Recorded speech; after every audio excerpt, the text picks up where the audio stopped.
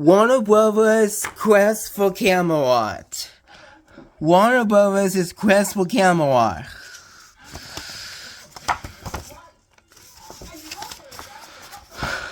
Warner Brothers' quest for Camelot.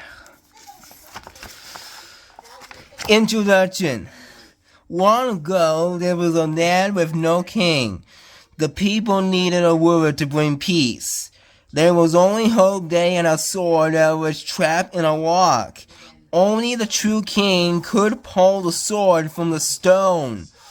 The sword was called Excalibur, and the boy who finally freed it was called Arthur. On that day, the kingdom of Camelot was born. With his knights of the Round Table, King Arthur brought peace and happiness to the land.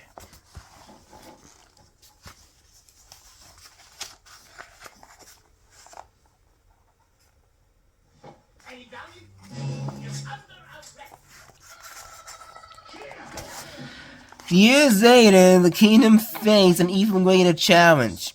An evil man named Wilbur wanted to take over Camelot.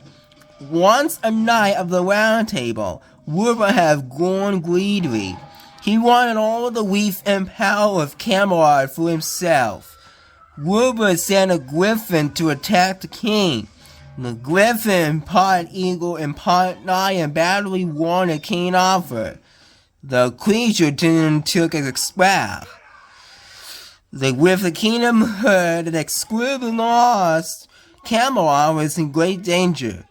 Who will save the kingdom this time?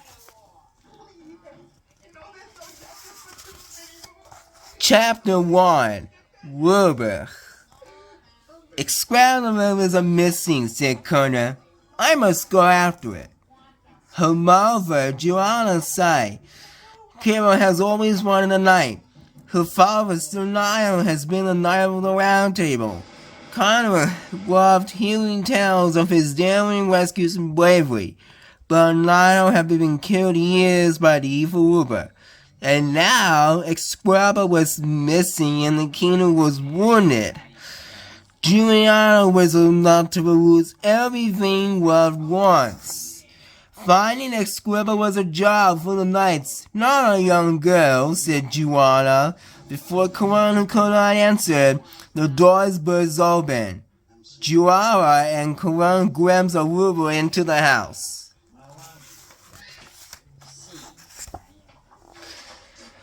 Forcing him outside, he told the ruler of the parlor to take over Camelot. Wilbur needs Joanna to sneak him into the king's castle. But first, he created special weapons. Wilbur poured a magic poison as well near the house. His soldiers and Joanna's farm animals were thrown into the well, along with the weapons. Each man and animal became a weapon called a lion. One lion created from a rooster had an axe for a beak. He was called Bright Beak.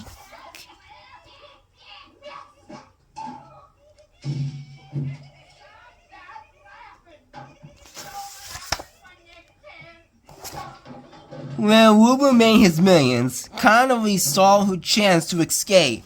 She hid behind a rock. Just as Wilbur's women swooped down, "You lost, Excalibur!" cried Wilbur. "I was attacked by a falcon," said the griffin. "The sword fell into the forbidden forest." "The forbidden forest?" thought Kelly. "I must find Excalibur and return to King Arthur."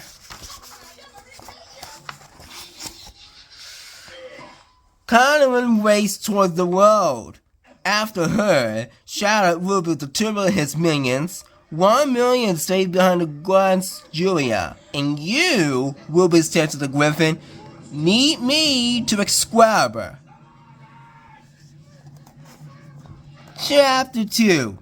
The Forbidden Forest. A frightened Corona made her way into the Forbidden Forest. Plants and trees moved like snakes. Even the mud seemed to be alive. Then, without warning, Corona would become trapped in a net. The millions surrounded her. "Hey," said a voice, "that's my net."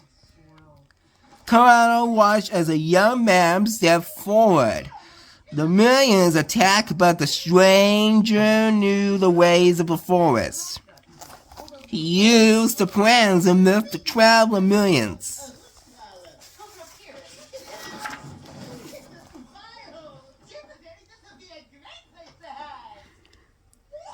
"Thank you! You saved my life," Colorado said to the stranger.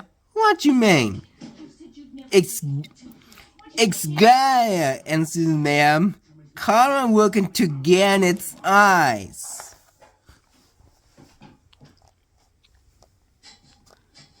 He did not look directly at her. Slowly, she realized she was blind. As Garrett turned away, a falcon landed on his shoulder.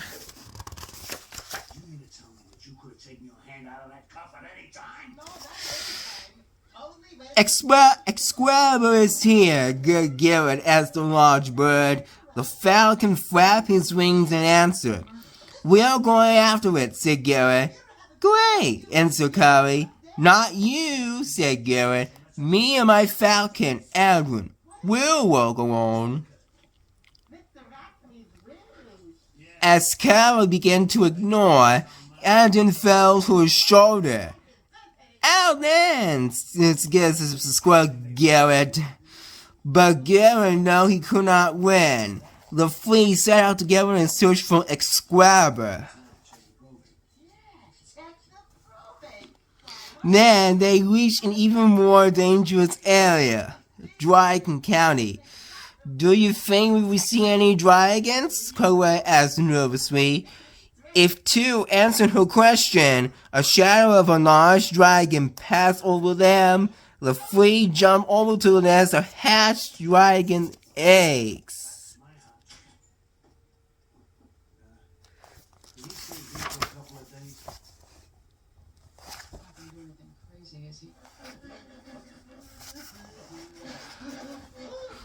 They wanted until they thought it was safe. Then Canary saw two dragons. "Dragons?" she cried. "Where?" said one of the shadows. "I don't see any dragons." Canary saw a two-headed dragon hiding in fear. "But you are dragons," she said to the fighting creatures. "Please don't hurt us," said one of the heads. "I'm the one, and this is Cromwell." "But you can call me Conan for short," said Cromwell. "Yes," the one. "Short on Manners and John." Calmly watched as the two dragons began to fight. "Remember their quest. She